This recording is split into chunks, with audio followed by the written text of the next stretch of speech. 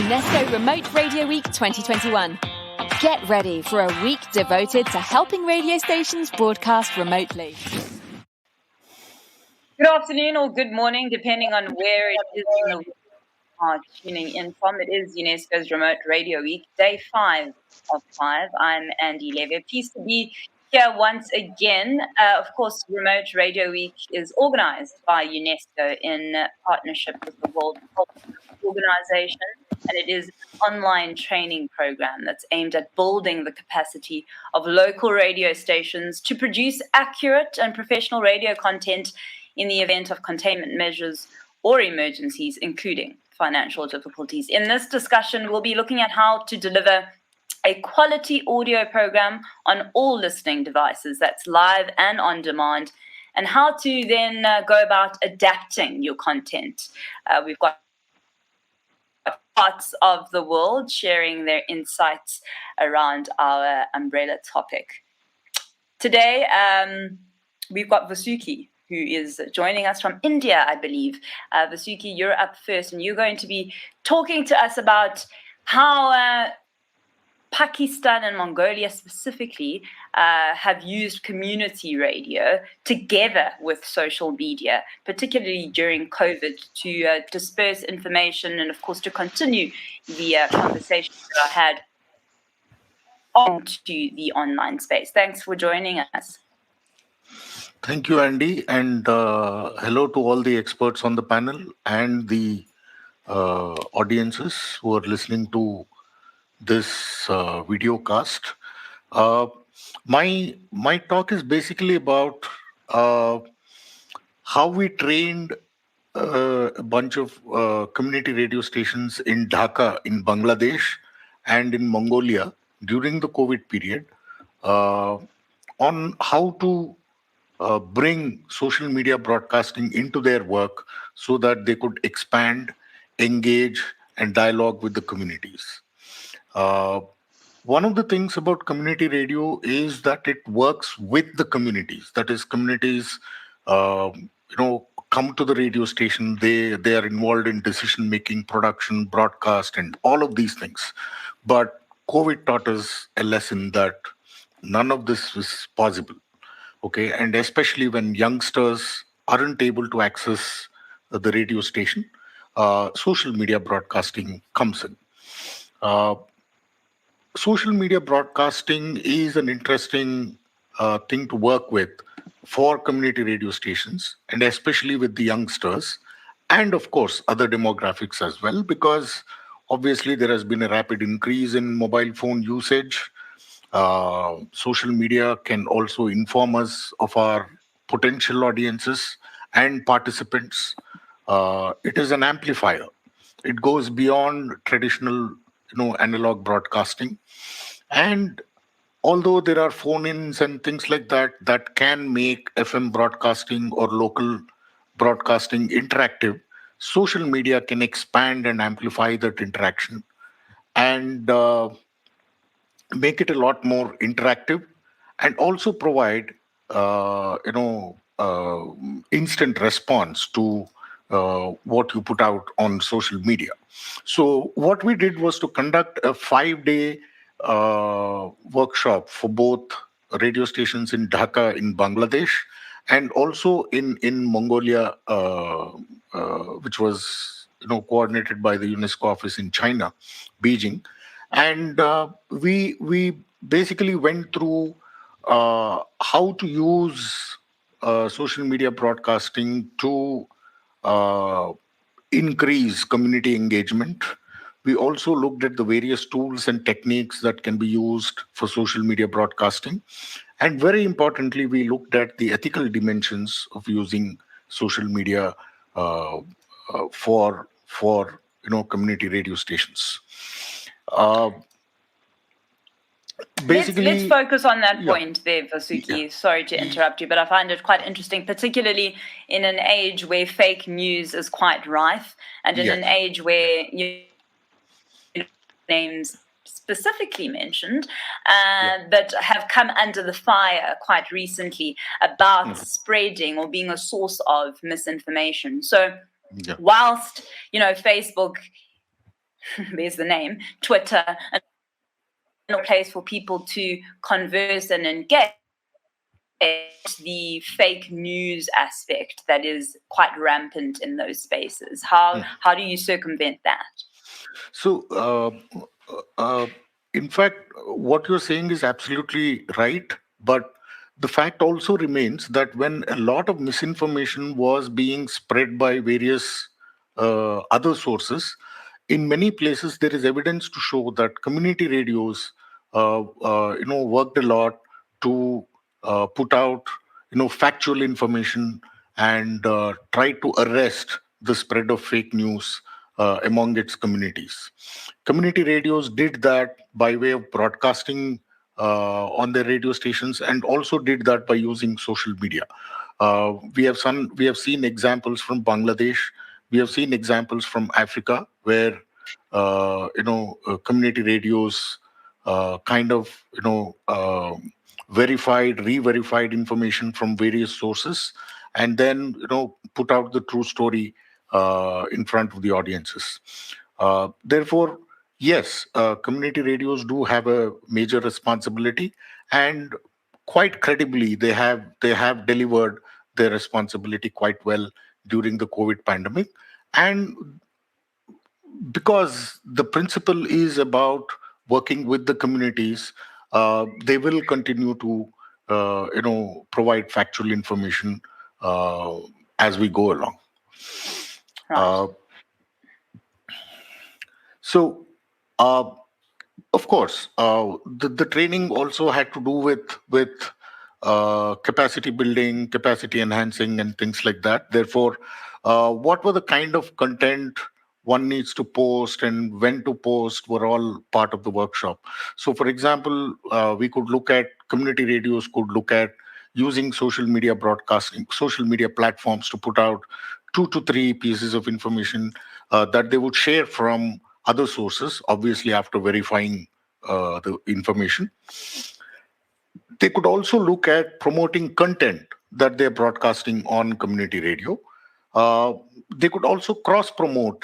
On community radio, they could promote their social media handles, and on their social media handles, they could promote the community radio itself. One important thing to look at is to determine what is the best day and time to post content on social media. There are quite a few tools that can help you schedule your content, online tools.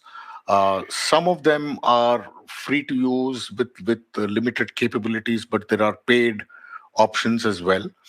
Uh, since community radios will not be able to afford all these online packages that run into hundreds of dollars, it might be important for them to have 1 or 2 people in the community radio station itself handling their social media handles. That'll possibly make it a lot more easier for them to run the radio station. Uh, Everybody uses smartphones these days. Uh, how does and everybody is hitting on the video camera button or the still camera button, clicking photographs, recording videos, etc.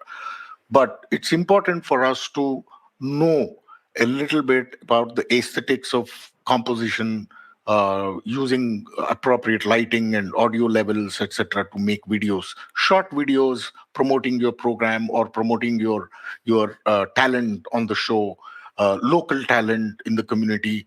You could use smartphones to make use of such videos. Uh, I'm sure experts on the other panels have also spoken about the software and hardware that can be used by community radio stations. There are a number of open source or free licensed but free options available.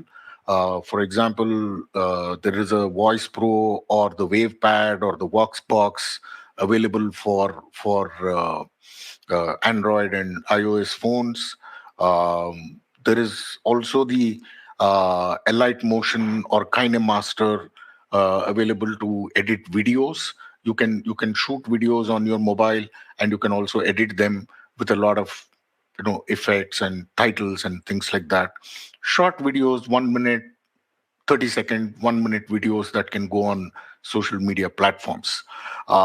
Besides that, there are also quite a few web-based applications that can help. Some of them are free, like the most famous and the most popular web app that one can think of is the Canva. Canva.com provides users with a number of templates by which you can create posters, by which you can create using which you can create videos. You can create audio. Audio visuals. You can also create infographics using pictochart.com. And then if you want to create very short animations just to show the life, the scene behind the scenes in your radio station, or just to bring in an element of humor on social media broadcasting, there is the animoto.com, where you can create short animated videos and put them out on broadcasting. So there are quite a few ideas on content that one can use in terms of creating content and putting them out on social media broadcasting. For example, you could share content from your blog or your website. You could share content about clips from local events, the top 5 programs on your radio station, introducing the local guests or local talent. You could probably talk about local job openings in your communities. Uh, pose an important question. So, is there vaccine available in your community? If yes, mention Yes. your locality and tell us where the vaccination is available. So those kind of things help other members in the community. One could also look at some of the best practices, especially in rural areas where people are involved in farming. Best agricultural practices, for example. You could also Yeah. put out best practices in terms of using what I call the financial apps. What kind of information to leave on those apps when you're transacting with money online, things like that.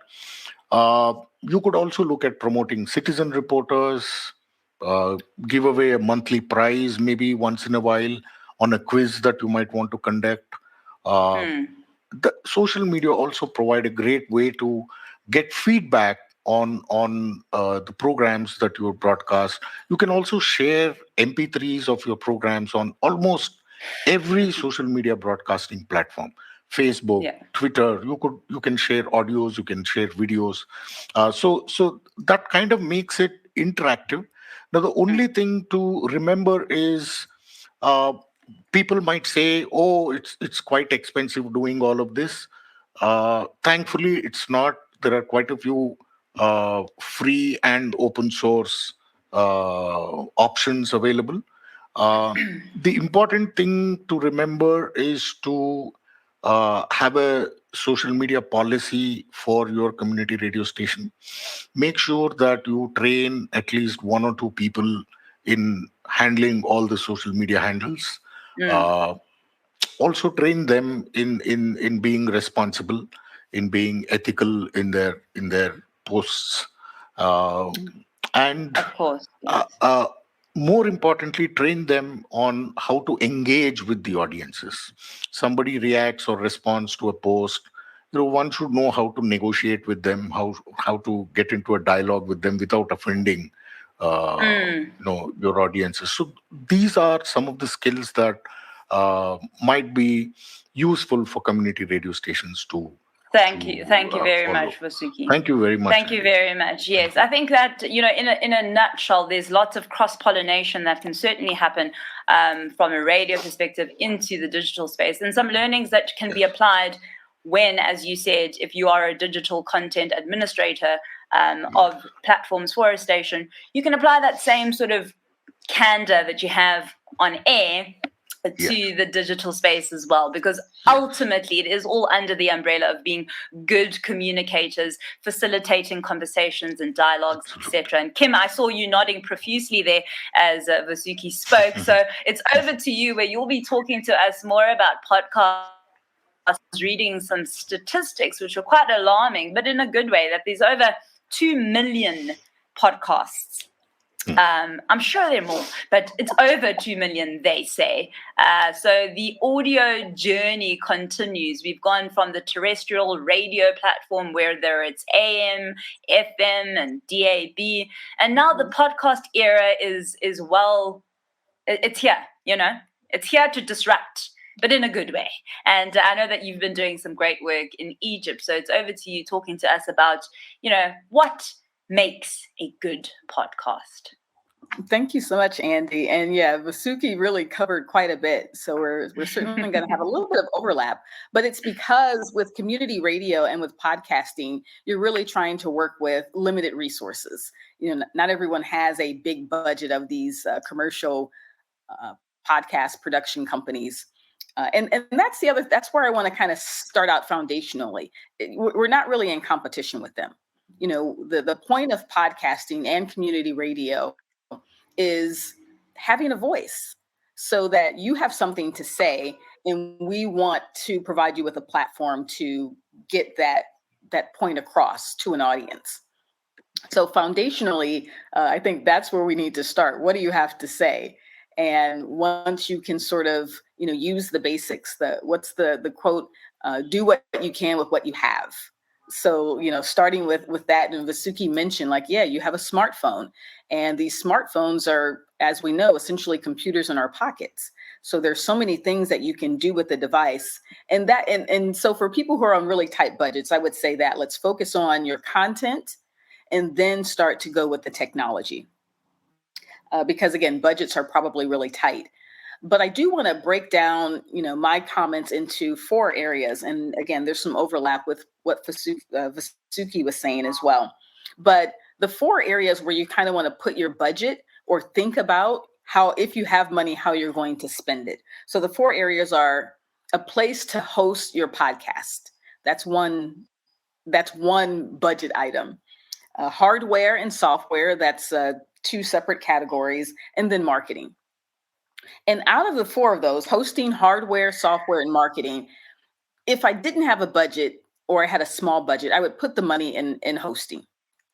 Hosting ends up being the most important, because there are tons of free places out there, but oftentimes it's like you get what you pay for. So, when you're paying for a host platform, at least you have some control of that content while you're paying for it. Of course, if your subscription runs out and they yank your content from that site, that's problematic. So you want to have a backup to whatever you post online. And one of my free backups for years, ever since I moved to Cairo in 2009, has been the Internet Archive. So that really is a great free place to host your podcast, or at least keep your archive back there, because it does end up staying in place. But some of the newer hosting platforms, or at least the platforms that are out there, are keeping up with technology, and they just try to make it really easy for you to do like a one-click to post your stuff in one spot, and then you can sort of send it to the other platforms, like an Apple or Spotify, and some of the other smaller ones as well, like a Stitcher, for example.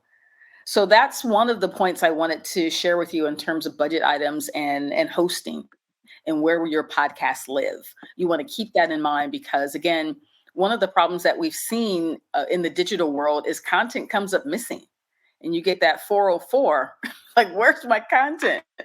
So we want to try to avoid that from happening, of your digital presence being erased just because a company may go out of service or something like that.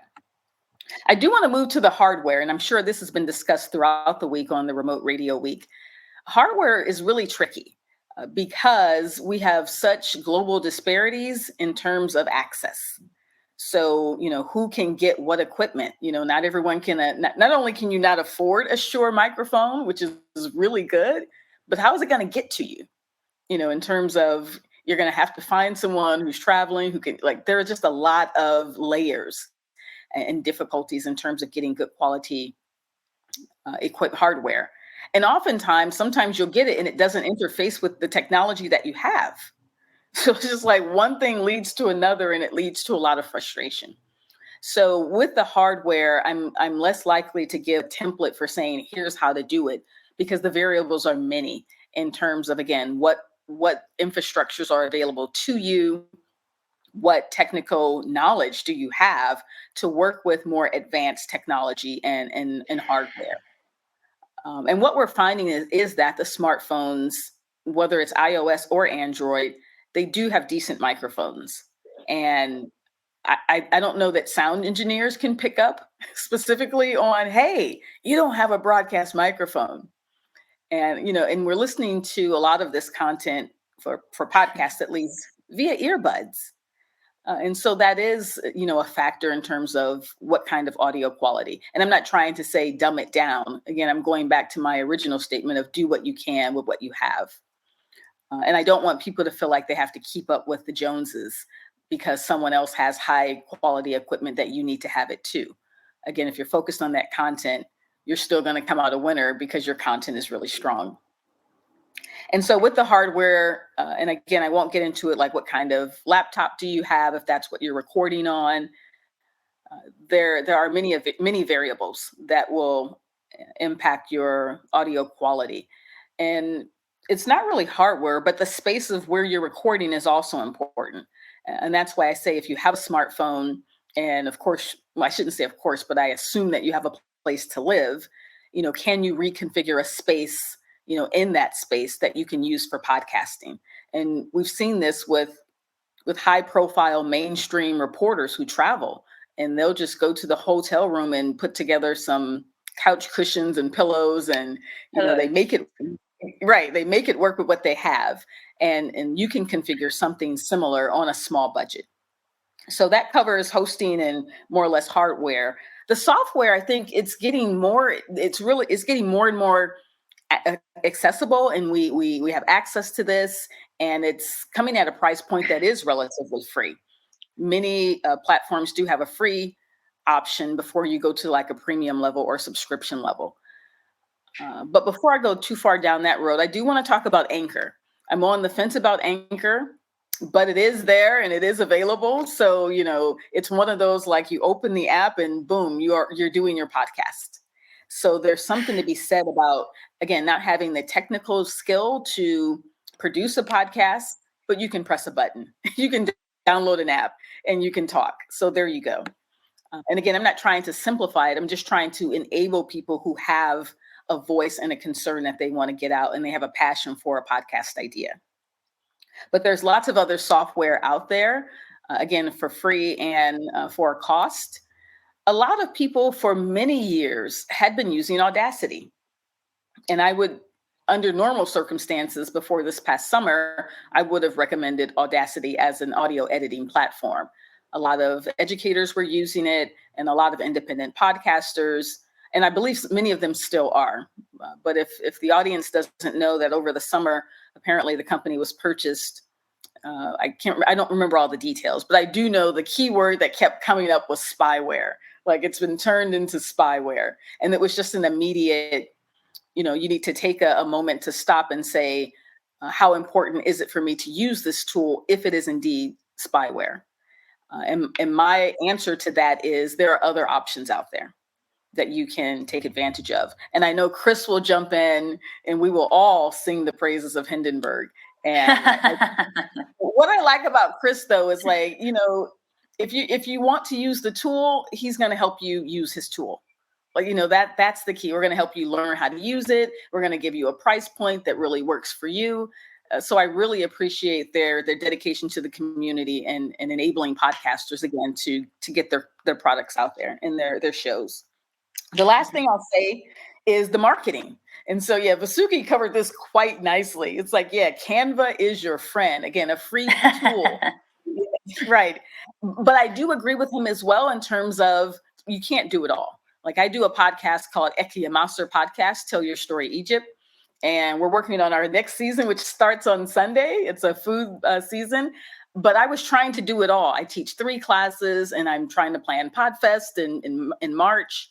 And I just had to hire someone. I'm like, I need you to do a social media strategy. I need you to do these graphics. I need you to, like help. I need help.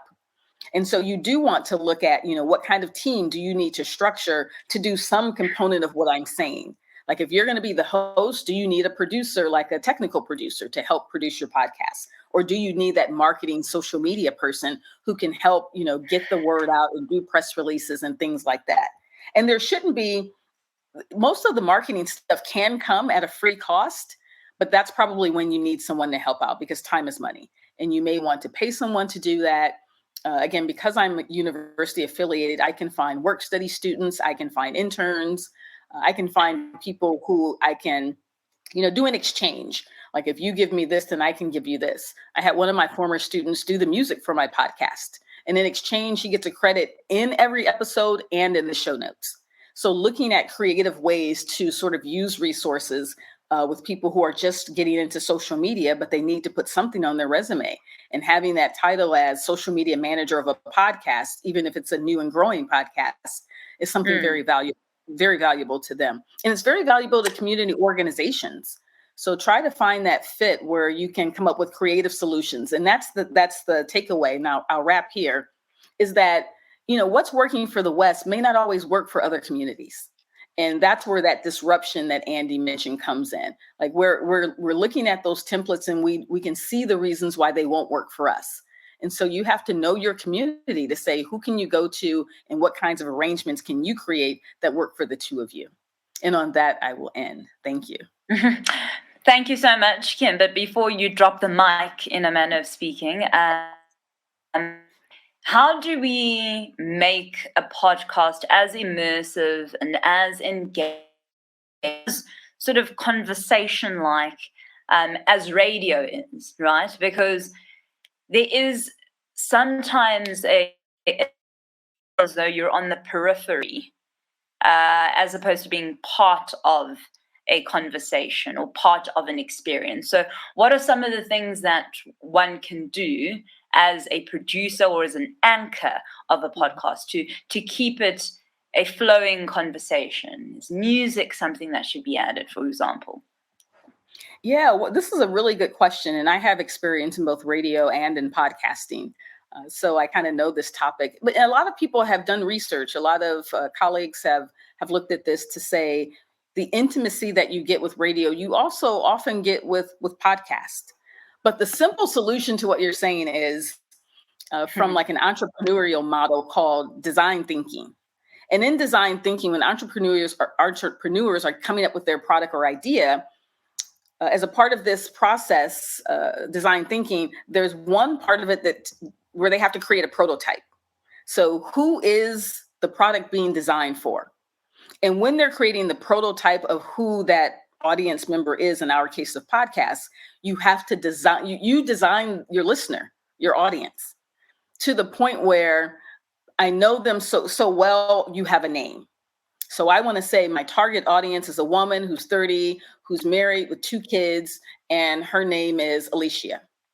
So every time I'm talking, I'm thinking I'm talking to Alicia, because I do. It's a very intimate conversation because I feel like I'm doing a one-on-one with her.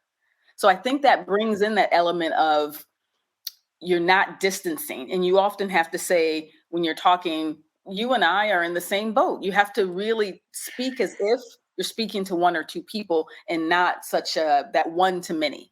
As we get in mass communication, we're looking at more of a one-on-one conversation. Brilliant. Thank you for that. And Chris, just from your perspective, and from a technical lens, I know Kim did mention that you are an expert in this particular. That Isabel also uses that software. But my question to you is more about what insights you have for broadcasters, storytellers, podcast hosts, everyone in the audio space. How can this digital divide or technical divide between broadcasters, practitioners in the media space, how can they, break down the divide between them and their feedbacks off of the question that I just asked Kim? Sorry, did you say, or you fell out just as you said, between the broadcasters and their audiences? Okay, good. Just wanted to be sure. I think so. Where we come into the picture is very much about helping the broadcasters and the people who have stories to tell them in a way where they can focus on telling their story and where the technology helps them create a high quality product. And I think that one of the areas that I worry about and I know this sounds like barnstorming, but it isn't, is that the democratization of audio, in the sense that you were describing, Vasuki, and Kim, to a certain extent, is that, well, now you have Canva, you have smartphones, and you have cheap phones, so anyone can do anything. And I agree. But one of the areas that's important is still to keep your audience focused on your storytelling by not being distracted too much by lack of technical quality. And so there's a balance that really is delicate. I think. I mean, I've grown up with community radio, both in Africa and in Europe, and one of the focuses that I've always had is that if you lose your minimum quality, you often undermine your trustworthiness and your authority. And so a lot of really badly made social media posts or programs are going to undermine your validity as a community media. And it's a balance. It's not, there is no answer. It's just, so what we try to focus on, and I think everyone should, and some of these products do, Canva, for example, make a great professional product, which is actually very accessible. And this has happened, as Vasuki also mentioned, in the last few years. And we're in that kind of stream of providing software tools that are designed for the user, where the focus is the end product rather than the technical specifications and qualifications. And going forward, this is going to get even easier. Soon, Kim, your mobile phone recording will actually not sound like a mobile phone recording, because in the software that you're using, we're going to be using AI to clean up that sound in the same way as a sound engineer might. And that is going to increase the value of the proposal. One of the areas that I mentioned, and this is a little bit off on a sidetrack compared to with the question you asked, but one of the areas that I focus on with community radios is that community radio is a center of knowledge about broadcasting that's been built up over many, many years. And podcasting, to a high degree, is about individual storytelling in a very, as you were describing, Kim, in a very intimate conversation, if you're doing it well. And I worry that community radio is going to kind of lose their function if they don't embrace that and facilitate that. So making training, storytelling training, content production training available to the community so that they may go out and make their own podcast, but where we have this access to training which is cheap or free by experience, I think will improve that whole and far. Sometimes I've been in Denmark too long. Sorry, sometimes the words come up in Danish instead of in English. I've only been here 35 years. It's ridiculous. So allow you to hold on to that. Community radio has a function not just of being a point of community dissemination of information, but also of learning how to make sure you verify your content before you send it out, learning how to produce it and fact check it, learning how to project yourself in a way that is consistent so that you don't lose that authority that a community radio can have. And teaching that to a lot of people improves their ability to be community voices, whether that be alone as podcasters, or but then at the same time avoid a lot of false information being used. I'm quite aware of the time, so I think I'm going to leave Isabel to take us out, and then if you have any questions, please feel free to add them.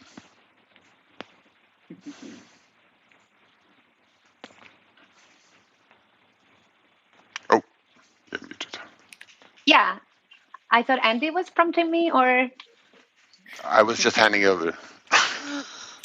Thank you, Chris. Thank you very much. And of course, if you do want to go find out more about Chris's product that both Kim and Isabel use, you can do so. It's Hindenburg, and you'll find how to download and get started on your audio creation journey. Yes, Isabel, I do believe that you also use this product. So please do tell us a little bit more about your podcast in terms of why you decided to go in a niche space. But I believe that you don't believe that it's a niche space. So over to you.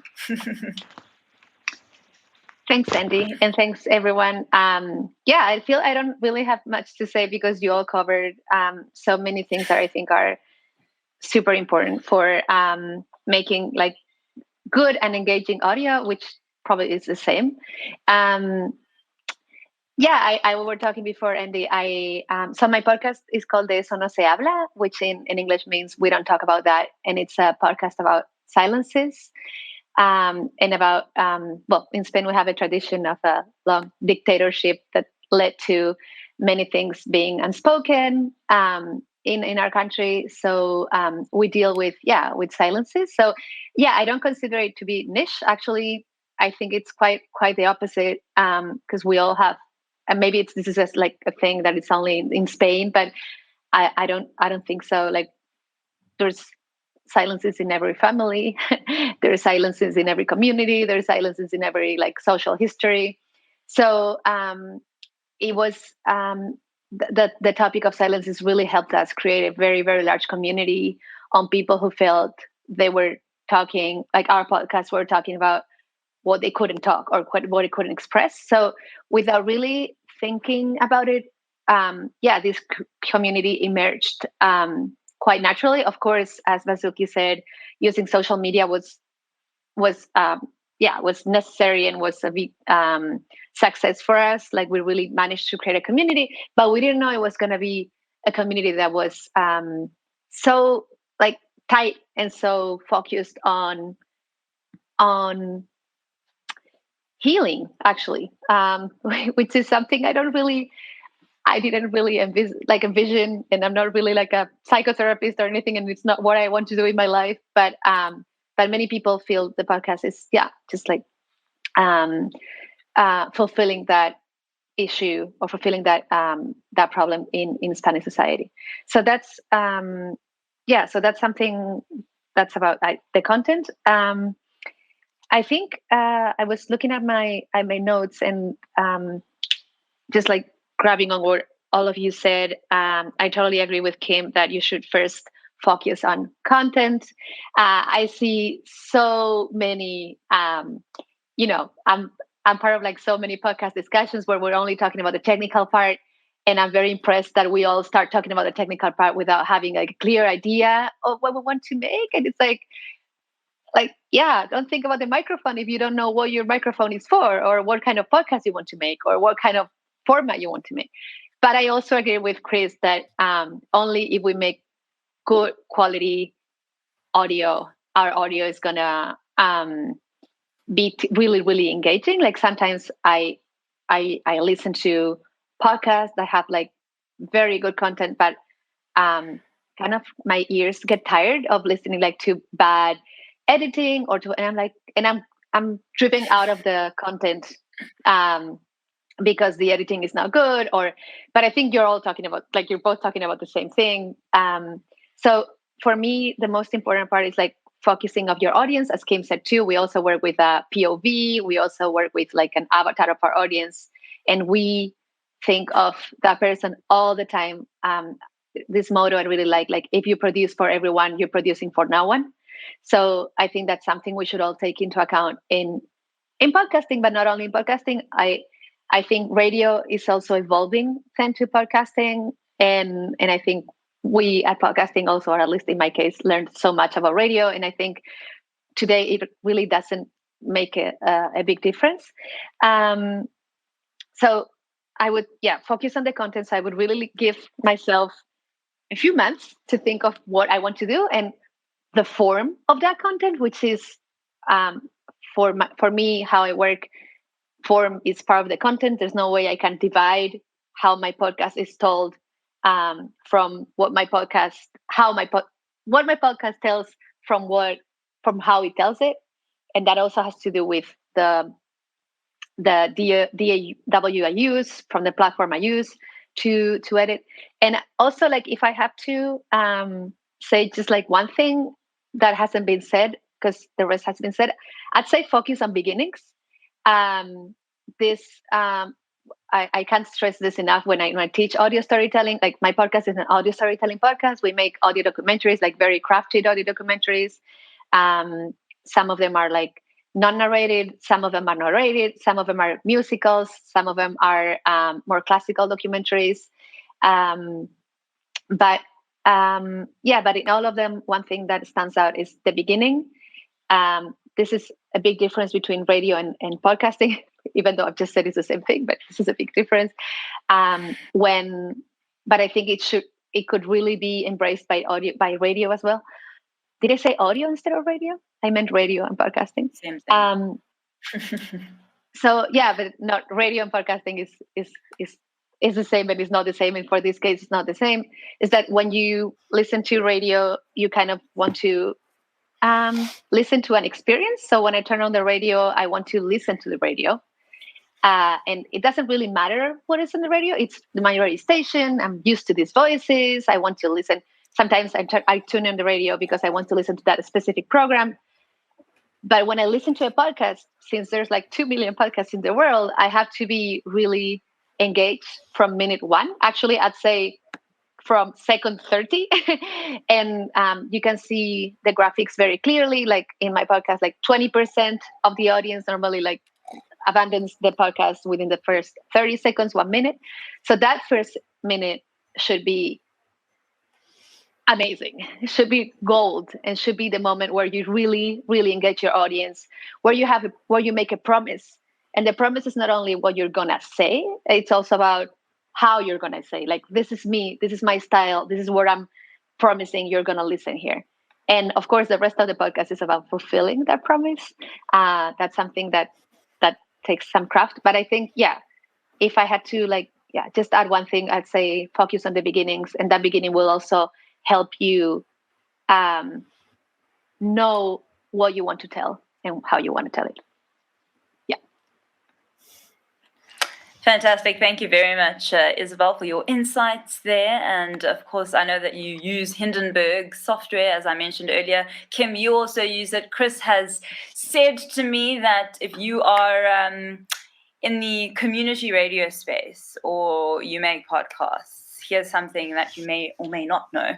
They do provide their software for free or heavily discounted for community radio or podcasts in low-income countries. So head on over to Hindenburg.com to find out more. We have reached the end of this discussion. I know that we could go on forever and a day, and apologies on my end for sticky internet.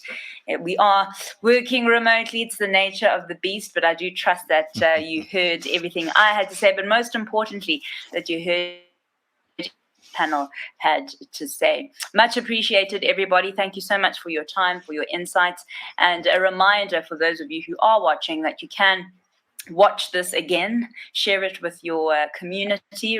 RemoteRadioWeek.org is where you can go to find this and all the other videos and sessions and discussions that have been had during the course of this week.